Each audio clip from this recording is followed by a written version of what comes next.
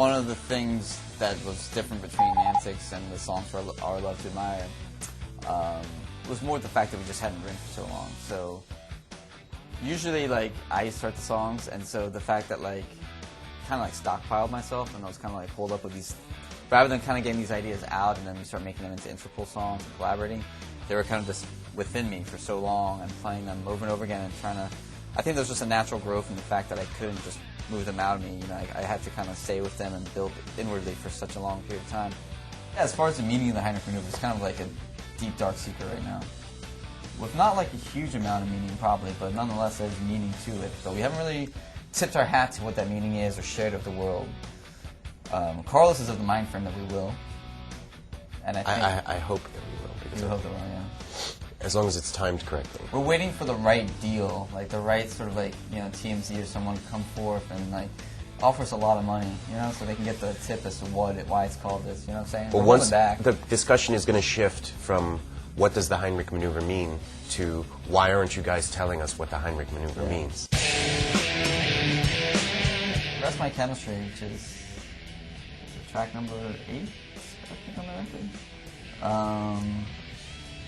That's also another song that was written right in the middle of like the songwriting process, and actually it's one of the songs that like it seems like looking back at it, it would seem like it might have taken a long time, it might have been a bit complicated, but it actually kind of came together quite quickly, vocals included, and it was actually one of those sort of like, I don't know, almost like rock band cliche moments where Carlos, myself, and Sam were just one day like just playing it, like playing the chord progression to it.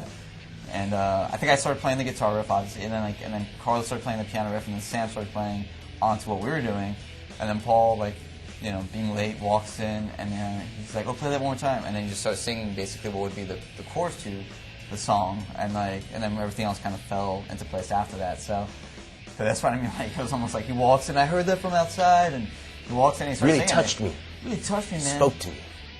Yeah. So I wrote some lyrics. That's right, man. Some rock lyrics. And it worked, dude. For Our Love to Admire, there was a clear break when we just toured.